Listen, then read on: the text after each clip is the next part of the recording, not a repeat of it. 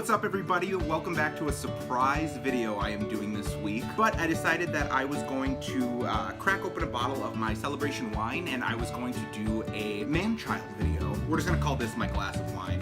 It's our little pineapple cups from Starshine. I'm gonna be ranting about the 8 worst first dates that I have ever had in my entire life. Before that, I have to mention it was a filtered comment that I was unsure of whether or not I was gonna let it be in the actual comment section of my last video. But I decided to let it be anyways. And then it was deleted by the user, miraculously. Somebody had tried to start a rumor that I wasn't actually gay, and that by me ranting about the gay agenda, I was just a secret Republican trying to, like, make gays look bad, which is like every Republican in Congress. Most of them are actually gay, though. And when I messaged the user asking them, like, I really don't feel like I need to prove that I'm gay to you, but I'm curious where you got your intel. And then that's right when they deleted it, so it was probably just a troll bot. But I got a really good chuckle out of the fact that somebody thought that I was not gay. Have you seen my life? We did an entire video dedicated to glitter and drag on me with friends. I don't think that everybody in my life is on a big conspiracy theory to make me not gay. Whatever. Anyways, so we're gonna go through the top 8 worst dates that I have ever had in my lifetime. Jago's going to the bathroom and she's pooping and she doesn't want to make eye contact. She goes in a box, she's trained, but she gets really ashamed so we can't make eye contact. Good girl! Come here, you want to say hi before Daddy starts? Come here. He's back. Good job pooping. Good job. Now she's going to drag her butt across the carpet because you're a princess. So let's get things started. We're also having a little pizza party and she suckers me into giving her something every time. Okay, so number 8. So I've been talking to this individual for a few weeks. I think it was on Tinder actually. And we decided to do the normal grab a movie, go out to dinner, and then go for a walk. And this is when I was living down in Minneapolis for a summer when I was a manny for a family friend of mine. We went to like a midday lunch and then a matinee movie. And afterward, when we were walking, they asked me if I wanted to go apple picking. And it is just about as boring as that actually sounds. And I mean, it probably would have gone a lot better than it did had I not been severely allergic to bees. And we were out picking and we were talking and it really wasn't all that exciting. And then I felt a prick on my leg and it wasn't him. And I realized that my leg started to hurt a lot. And I didn't think of a bee sting at this point in time. Why, I don't even know. My leg started to swell up. Well then, it couldn't have been that bad of a bee sting, because bad enough of bee stings and my throat will start to close up. But I started to get puffy. My face started to get puffy and I could feel like the pressure building up under my skin. Imagine that scene from Hitch when he's allergic and he has to drink Benadryl and that was like their date. That's kind of like what happened, except I have no suave ability to brush it off like nothing's happening. I'm not charismatic like Will Smith. I don't look like Will Smith. I can't even try to be like Will Smith. And I looked terrifying. After I went to the local pharmacy and I had taken some Benadryl, I started to get really groggy, obviously from the meds. And so I said that I was probably going to be heading back to where I was staying pretty soon. And they said, all right, would you mind if I stopped and went to the bathroom real quick? Sure, go for it. We were out for a walk, I can imagine. But there was a bathroom in the Walgreens where we like just were at. And I was waiting and waiting and waiting and waiting and waiting. And after a while, realized they were probably trying to ditch me, so I just left. Like, not even 5 minutes after I walked out of that pharmacy, I got a text that said, you seem like a really nice guy, but your allergies bring so much drama. Like, I'm sorry I didn't die. Like, would that have been less dramatic for you? Could I have just, like, let my throat close up? And that would have been less dramatic for this person. We never spoke again. So if you're watching this, you missed out on all of this. Number 7. So this one is actually a second date, but the first date had gone really well. Yeah, like we went out for dinner and we went bowling. It was really nice and they seemed really nice and we had a really good time. That is until the second date. Like in casual conversation, they had told me that their sister and her daughter were like living with them for a little bit, which is totally cool. I totally get it. Families live with family in times of need. Except that when we got to their house, she had kind of mentioned she might have to watch. Oh my God. Did I mention this was a girl? This is before I came out. So to that person who commented, this was definitely a long time ago and I promise you I'm not hiding anything. So So her and I walked into her house, but what she failed to tell me was that she was actually going to be babysitting her sister's kid.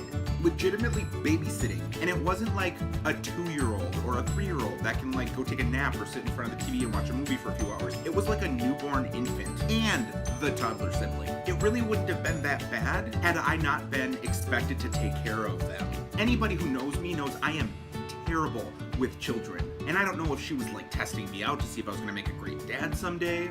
Obviously, I'm a great dad. But she fully expected that I was gonna be able to take care of a child. As if that couldn't make it any worse, she then left me with the kids so she could go grocery shopping. Grocery shopping. I wasn't a date, I was a fill-in babysitter so she could go shopping. She came back with clothes. Clothes. Needless to say, I never saw her again. While it was not the last girl I ever dated, she made it pretty damn easy for me to start coming out of the closet. Okay, so number 6 was an interesting one from the beginning. We had agreed that we were gonna go out to dinner, go dancing in downtown Duluth, and when they showed up to my apartment to pick me up, and this was at like 7 o'clock at night, they got to my door and I could just smell alcohol. Like it came off of their breath like I was smelling a brewery at this point. Or like JD doing drag shows. There's a way that drag stars get through it. They are highly liquidly medicated. But I had smelled this on their breath and I said, have you been hanging out with other people? And he was like, oh, no. I just had a glass of wine before I came over so that I could loosen up a bit. Not like that.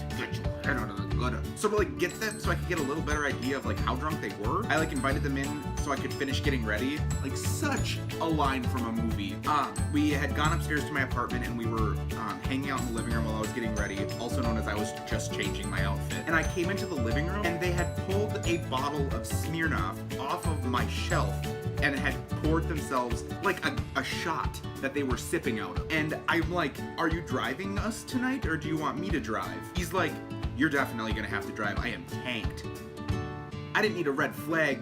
That was the Red Baron plane kamikazing itself straight into my apartment. But I couldn't let them drive home at the same time. So I faked getting sick in the bathroom and I called them a cab because Uber and Lyft did not exist in this time, way back then in college, like 10 years ago. But I got them home and then I didn't even process the fact that they were gonna have to come back and get their car and their keys. And overnight, I didn't realize they were parked on the wrong side of the road and their car got towed. Oh my God, this is a bad date about who I am. I'm so sorry. Long story short, super awkward the next day. It was awesome. All right, moving on to number 5. This was the most probably like situationally uncomfortable date I have ever been on. So we were at Pizza Luce in Duluth and we were having dinner. We met up there. When I showed up, they were very, very quiet. He really didn't say a word like whatsoever, wasn't saying anything at all. I sat down and I said hi and I could barely hear what they had said. And I was just like, what? That was me the whole dinner. They probably got like 7 words in edgewise. Didn't say anything. I would ask a question and I would get and I'm thinking, okay, like maybe they're nervous or maybe they're really, really scared to be on a date for the first time, or I don't know what, any number of things. I've been nervous before, but I'm not gonna judge them for being nervous. And then kind of towards the end, dessert had just shown up and we were eating dessert and I think what I heard was, I'll be right back. And I said, okay, that's fine. And I said, okay, sure. And they never came back. After I sat there like an idiot for 25 minutes, I had texted them and I said, hey, like, just wondering if you're okay. You said that you were stepping out quick. In like full paragraph. Like nothing, like absolutely nothing that I had received before. They had texted me and told me, I told you that I was leaving and asked if that was okay if you picked up the tab. What? You said that much in like this amount of time and then bolted. I mean, it's a great dating strategy. You never really have to worry about paying for anything if you can mumble something to somebody who is probably gonna feel bad about it and then leave. And I was stuck with the entire tab, and Pizza Luce is not cheap. And I paid for our dinner, our drinks, and our dessert, and I was left there by myself. That was definitely not one of my favorite dates ever. And don't do that to people. If you know you're gonna ditch or you're super nervous and just don't wanna go on a date, just be honest about that. Like, it's totally fine. I mean, my mind slips and I forget, like, plans all the time. It's just who I am as a person. Anybody who knows me knows that. I'm not flaky. I am very forgetful. Moving on to number 4. This one actually happened sometime this spring. I had gone on a date with this individual.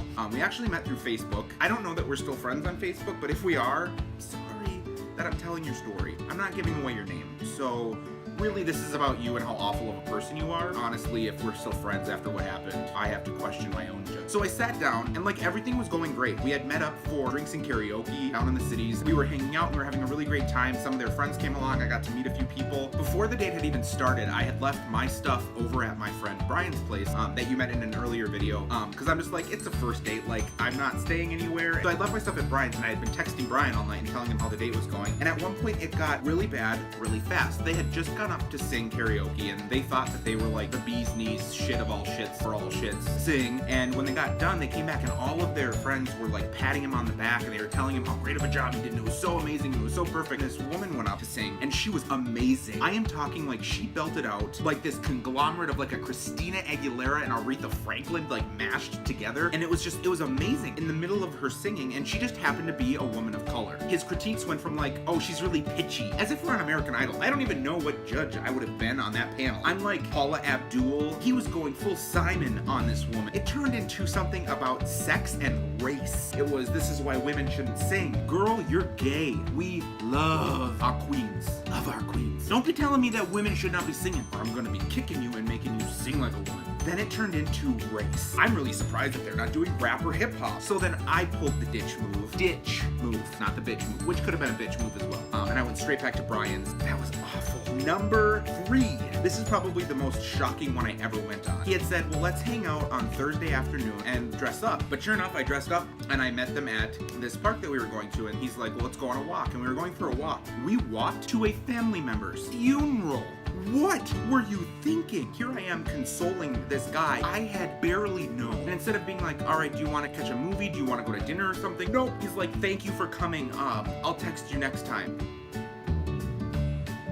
I was so baffled that I was just brought to a funeral for a date, used as a human tissue, and then left. So number 2 on our list, this individual had wanted to hang out at the park and see a movie in the park in downtown Minneapolis. And it was really, really hot out that day.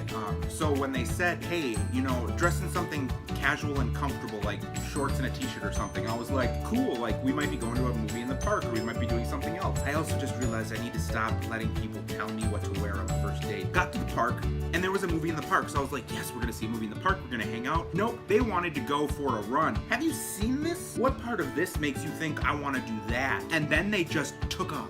They kept running, saying, let's go, come on, let's get going. You're doing great, keep going. And I let them just run.